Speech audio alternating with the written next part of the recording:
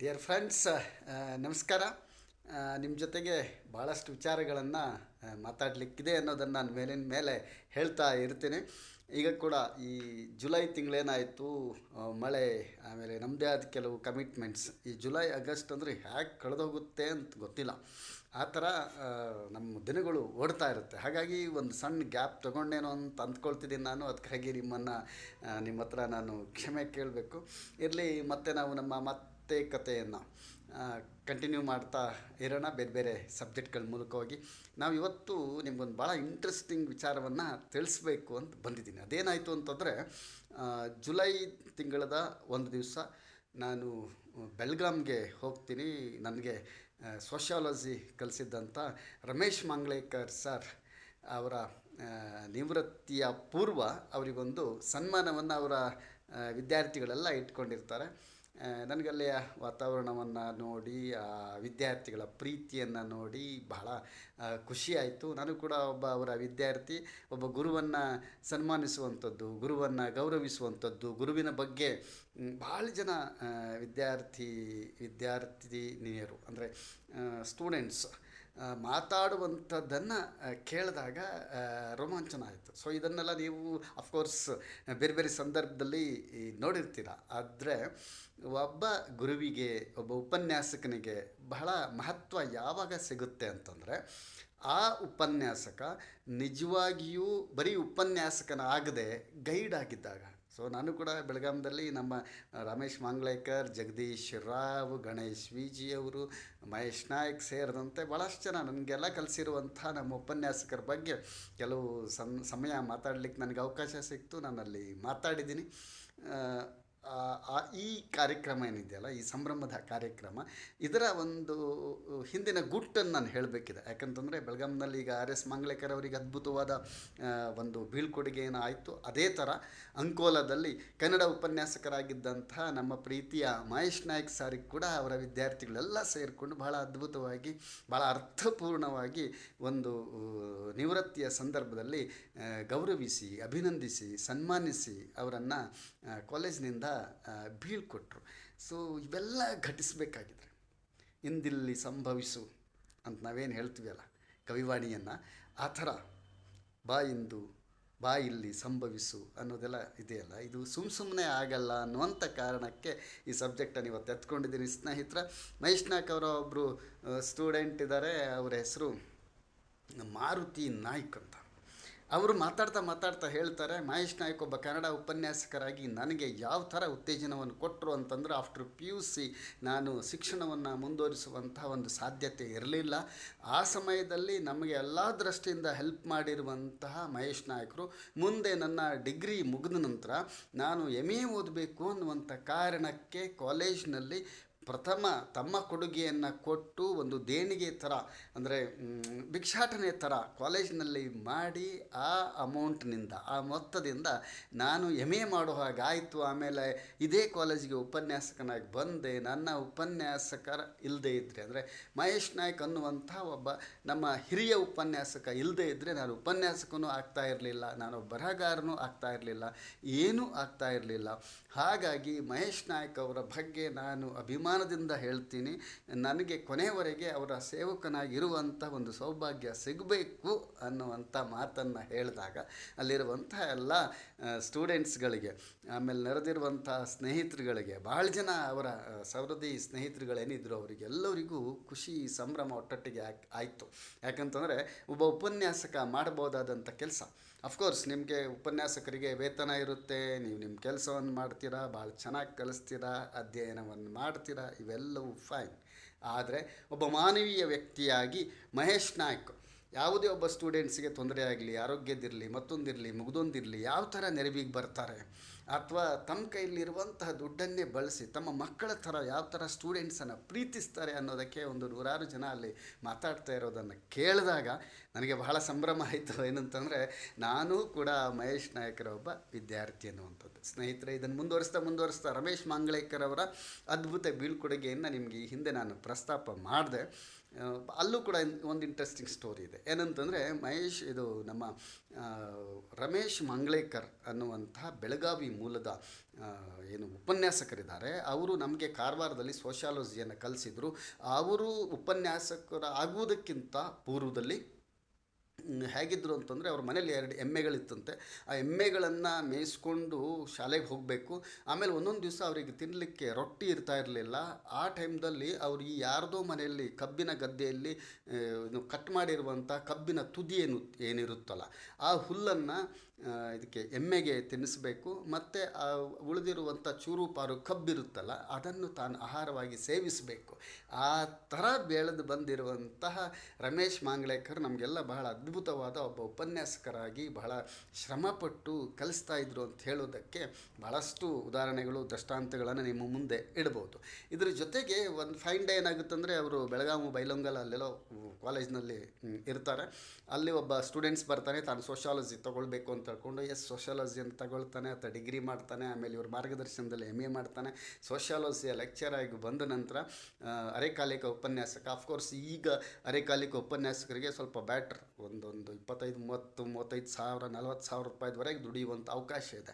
But ಒಂದು 10-15 ವರ್ಷದ ಹಿಂದೆ ಅವರಿಗೆ ನಾಟ್ ಮೋರ್ ದೆನ್ 10,000, ಅಂದರೆ ಒಂದು 10,000ಕ್ಕಿಂತ ಹೆಚ್ಚು ದುಡಿಯುವಂಥ ಅವಕಾಶ ಇರಲಿಲ್ಲ. ಅಂಥ ಟೈಮ್ದಲ್ಲಿ ಪಟ್ಟಣ ಶೆಟ್ಟಿ ಅನ್ನುವಂತಹ ಈ ಮಾಂಗ್ಲೇಕರ್ ಅವರ ಒಬ್ಬ ಸ್ಟೂಡೆಂಟು ಹೇಳ್ತಾರೆ, ಸರ್ ನಾನು MA ಮುಗಿಸ್ಕೊಂಡು ಏನೋ ಉಪನ್ಯಾಸಕನ ಕೆಲಸ ಮಾಡ್ತಾ ಇದ್ದೀನಿ, ಬಟ್ ನನ್ನ ವೃದ್ಧ ತಂದೆ ತಾಯಿಗಳು ಊರಲ್ಲಿದ್ದಾರೆ, ಅವರನ್ನು ಮತ್ತು ನನ್ನ ಬದುಕನ್ನು ಸಾಗಿಸ್ಲಿಕ್ಕೆ ಈ ದುಡ್ಡನ್ನೆಲ್ಲ ಆಗ್ತಾ ಇಲ್ಲ, ಹಾಗಾಗಿ ನಾನು ಏನಾದರೂ ಮಾಡ್ಬೋದೇನೋ ಅಂತ.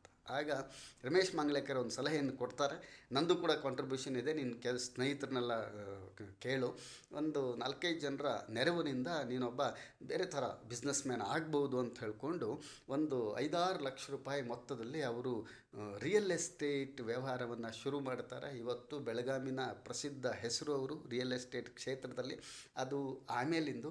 ಬಟ್ ಒಬ್ಬ ಉಪನ್ಯಾಸಕನಾಗಿ ಒಬ್ಬ ವಿದ್ಯಾರ್ಥಿಗೆ, ತನ್ನ ಸಹವರ್ತಿಗೆ, ತನ್ನ ಜೊತೆಗೆ ಕೆಲಸ ಮಾಡ್ತಾ ಇರುವಂತಹ ಉಪನ್ಯಾಸಕನಿಗೆ ಸರಿಯಾಗಿ ಮಾರ್ಗದರ್ಶನ ಮಾಡಿ ಮಾನವೀಯ ನೆರವನ್ನು ಮಾಡಿದಾಗ, ಅಂದರೆ ಯಾವ ನಿಜವಾದ ಅನಿವಾರ್ಯತೆ ಇರುವಂತಹ ಕಾಲದಲ್ಲಿ ಯಾರು ನೆರವನ್ನು ಮಾಡ್ತಾರೆ, ಉತ್ತೇಜನವನ್ನು ಕೊಡ್ತಾರೆ, ಯಾರು ಬೆಂಬಲವನ್ನು ಕೊಡ್ತಾರೆ, ಅದು ಬಹಳ ಇಂಪಾರ್ಟೆಂಟು.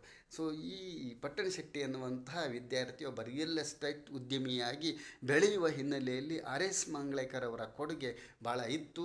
ಆ ಮನುಷ್ಯ ನಿಜವಾಗಿ, ಆ ವಿದ್ಯಾರ್ಥಿ ಗ್ರೇಟ್. ಯಾಕಂತಂದರೆ ತಾನು ಈ ಉಪನ್ಯಾಸಕರ ಮಾರ್ಗದರ್ಶನ, ಇವರ ನೆರವಿನಿಂದ ಬೆಳೆದಿದ್ದೀನಿ ಅನ್ನೋಂಥ ಕಾರಣಕ್ಕೆ ಈ ಉಪನ್ಯಾಸಕರು ನಿವೃತ್ತಿಯಾಗುವುದಕ್ಕಿಂತ ಮೊದಲು ಅವರನ್ನು ಬಹಳ ಗೌರವಿತವಾಗಿ ಬೀಳ್ಕೊಡ್ಬೇಕು ಅಂತ ಹೇಳ್ಕೊಂಡು ಬೆಳಗಾಂನಲ್ಲಿ ಒಂದು 2 ದಿವಸದ ಅದ್ಭುತವಾದ ಕಾರ್ಯಕ್ರಮವನ್ನು ಮಾಡ್ತಾರೆ.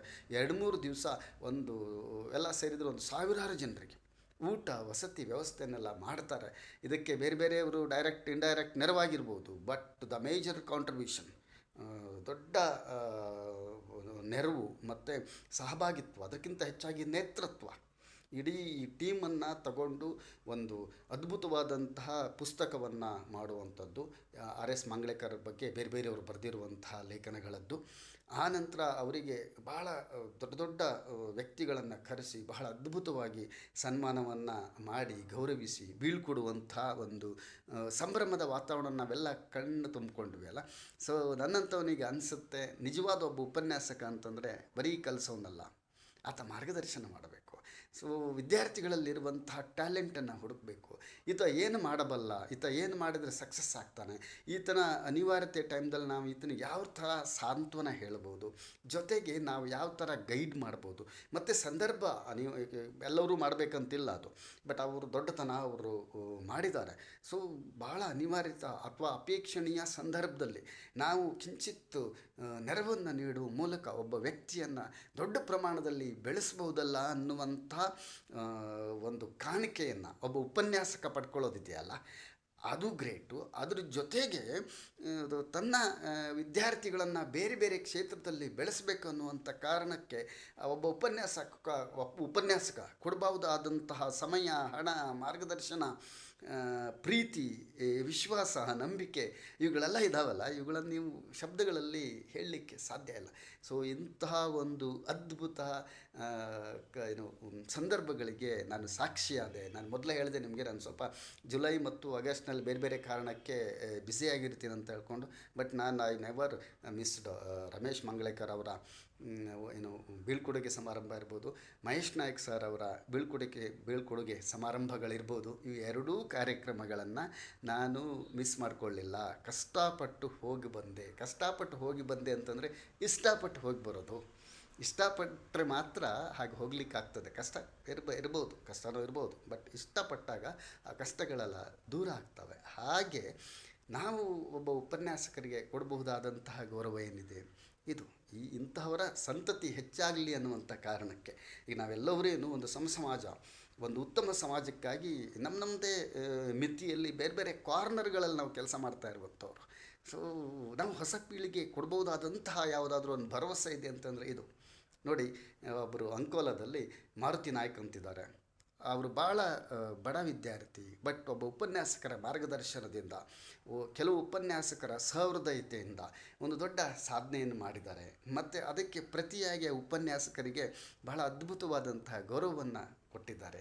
ಹಾಗೆ ಮಂಗಳೇಕರ್ ಅನ್ನುವಂಥ ಒಬ್ಬ ನಿಜವಾಗಿಯೂ ಬಡ ವಿದ್ಯಾರ್ಥಿ ಉಪನ್ಯಾಸಕನಾಗಿ ಮತ್ತು ಒಬ್ಬ ಶ್ರೇಷ್ಠ ಉಪನ್ಯಾಸಕನಾಗಿ ಮಾಡಿರುವಂತಹ ಒಂದು ಸಾಧನೆ ಏನಿದೆಯಲ್ಲ, ಅದೊಂದು ಮೈಲುಗಲ್ಲು.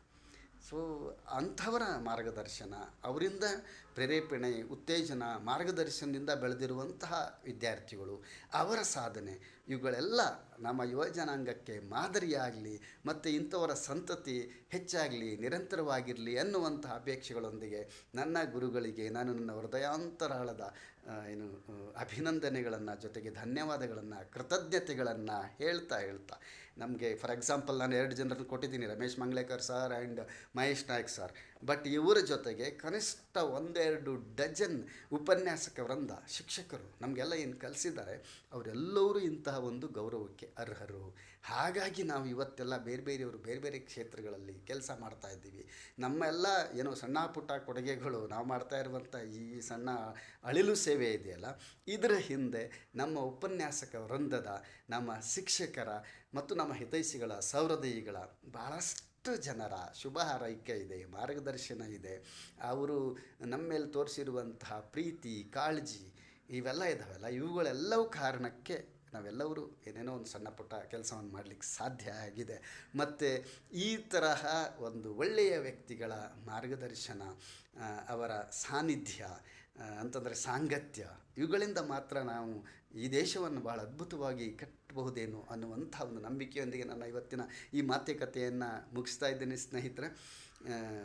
ಮತ್ತು ಬೇರೆ ಬೇರೆ ವಿಚಾರಗಳನ್ನು ಮಾತಾಡ್ತಾ ನೀವು ಸೇರಿ ಒಂದು ಸಂವಾದದ ಮಾದರಿಯಲ್ಲಿ ಒಂದು ಒಳ್ಳೆಯ ವಿಚಾರಗಳನ್ನು ಚರ್ಚೆ ಮಾಡೋಣ ಅಂತ ಹೇಳ್ತಾ ನನ್ನ ಮಾತನ್ನು ಮುಗಿಸ್ತೀನಿ. ಧನ್ಯವಾದಗಳು.